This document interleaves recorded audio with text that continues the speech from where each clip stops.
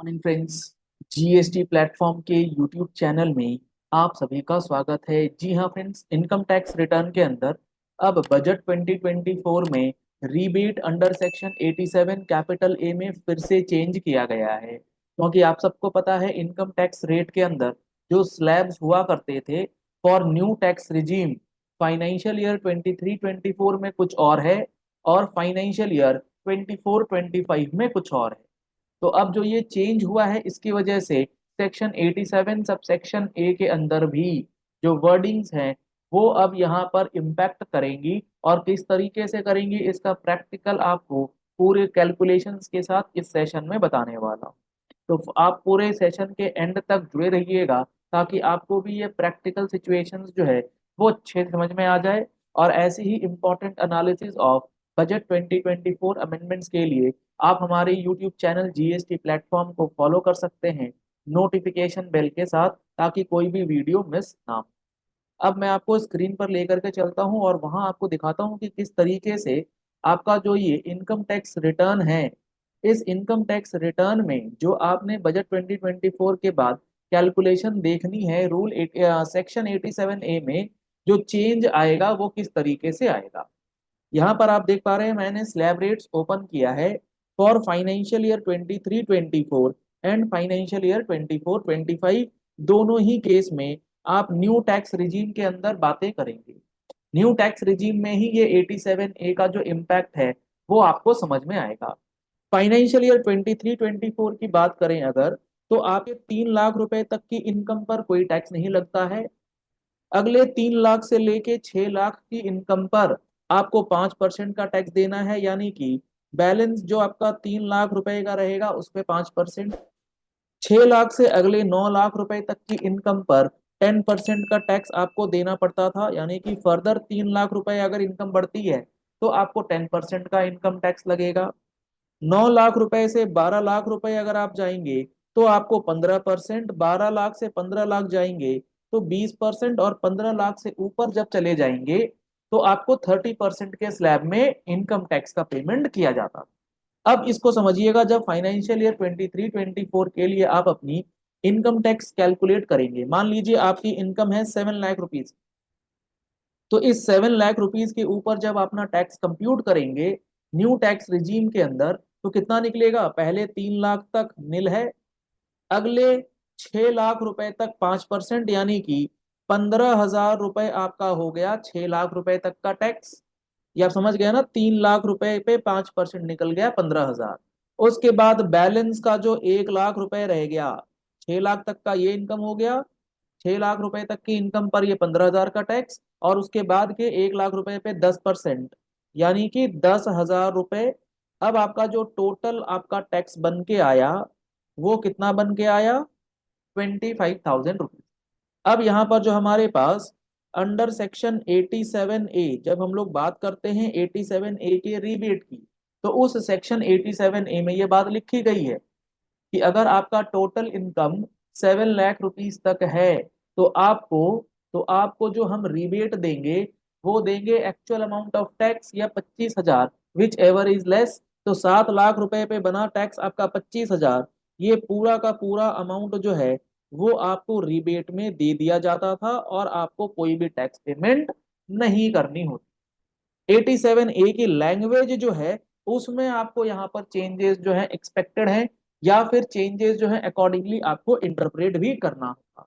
87 ये कहता है कि 7 लाख रुपए, 7 लाख रुपए की आपकी टोटल इनकम होगी तो जा करके आपको हम रिबेट देंगे। अब एक बार इस चीज को देखिएगा, और अगर 7 लाख रुपए से ऊपर की इनकम है तो जो रिबेट आपको दी जाती है वो दी जाती है कि आपका 7 लाख रुपए से ऊपर जितना इनकम है और उस एक्सीडिंग इनकम के ऊपर जो टैक्स की लाइबिलिटी है वो इनकम से ज्यादा नहीं होना चाहिए। उन दोनों के डिफरेंस का बेनिफिट आपको मिलता है। अभी वो बातें नहीं है, बात क्या है उस बात को अच्छे से समझिए कि फाइनेंशियल ईयर 24-25 में अगर आप 7 लाख रुपीज के ऊपर टैक्स कंप्यूट करेंगे तो आपका क्या बन के आएगा एज पर फाइनेंशियल ईयर 24-25। इसमें चेंज क्या हुआ है स्लैब के अंदर, पहले 3 लाख रुपए तक कोई टैक्स नहीं लगता है। पहले जो यहाँ पर 6 लाख रुपए था, अब यहाँ पर 6 लाख की बजाय 7 लाख रुपीज तक आपको 5% की स्लैब में रखा गया है। पहले 6 लाख तक 5% था, अब 7 लाख तक 5% है। तो अगर मैं बताऊं तो 7 लाख रुपीज के अंदर जब आप जाएंगे तो आपका जो टैक्स अमाउंट बनेगा वो कितना बनेगा? पहले 3 लाख तक जीरो, अगले 4 लाख तक 5% का टैक्स, यानी कि 20,000 रुपए का टैक्स आपका बना। अब यहाँ सिचुएशन क्या है? 87A जो हमारा सेक्शन है, सेक्शन 87A वो क्या कहता है कि अगर आपकी 7 लाख रुपए तक की इनकम है तो आपको हम 25,000 रुपए तक का जो रिबेट है वो दे देंगे। तो यहाँ पर अब आपकी जो 7 लाख रुपए की इनकम है, इस पे रिबेट आपको मिलेगा 20,000 रुपए का। लेकिन यहां अगर आपकी इनकम 7.5 लाख रुपए की हो जाती है, अगर 7.5 लाख रुपए की इनकम के ऊपर आप टैक्स निकालें तो आपका जो टैक्स निकल के आएगा वो कितना आएगा? यहीं पर है डिफरेंस, इस बात को समझिए। यहाँ 7 लाख पे है 20,000 का रिबेट, जबकि 87 ये कहता है 25,000 तक ले सकते हैं। लेकिन 25,000 का रिबेट लेने के लिए आपको 7,50,000 की कंपटीशन देखनी होगी। 7,50,000 पे आप जाएंगे तो 4 लाख रुपए यानी कि 20,000 तो 7 लाख रुपए तक हो गया। फर्दर 50,000 रुपए पर, फर्दर 50,000 रुपए पर इस 10% स्लैब के अंदर जो आपका टैक्स बनेगा वो बनेगा 5,000, यानी कि 25,000 का रिबेट जो 87A में दिया जा रहा है वो आपको तब दिखेगा जब 7,50,000 की इनकम हो। तो यहाँ पर इनकम टैक्स के अंदर जो ये चेंज हुआ है इस बार, उसकी वजह से रिबेट अंडर सेक्शन 87A की लैंग्वेज में आप माइनर चेंजेस जो है वो एक्सपेक्ट कर सकते हैं कि ये 7 लाख रुपीज की लिमिट को बढ़ा करके 7,50,000 जो है वो गवर्नमेंट कर दे। क्योंकि यहाँ पर थोड़ा सा डिस्टरबेंस जो है वो आपको समझ में आ रहा होगा। पहले तो ठीक थी कि 7 लाख रुपए तक पे 25,000 का ही टैक्स बन रहा था, लेकिन अब चेंज होने के बाद 7 लाख रुपए पे एक्चुअली टैक्स बन रहा है 20,000 रुपए का।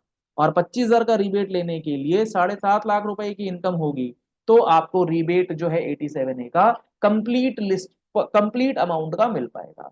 और इस रिबेट के अंदर, जी हाँ फ्रेंड्स, इस रिबेट के अंदर जो है फिलहाल तो आपको शॉर्ट टर्म कैपिटल गेन और लॉन्ग टर्म कैपिटल गेन का जो झंझट है वो तो पता ही है कि ट्रिपल वन ए के अंदर जो STCG है उसका बेनिफिट आपको रिबेट के रूप में मिल नहीं रहा।